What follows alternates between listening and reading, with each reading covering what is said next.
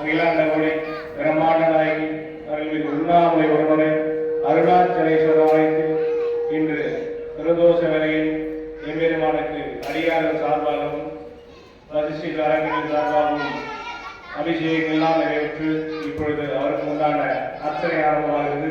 போற்றி என்று முடியும் பொழுது போற்றுவோம் என்று சொல்லி உங்கள் குறைகளை எம்பெருமானத்தில் சமர்ப்பிக்கும்படி அன்போடு கேட்டுக்கொள்கிறோம்.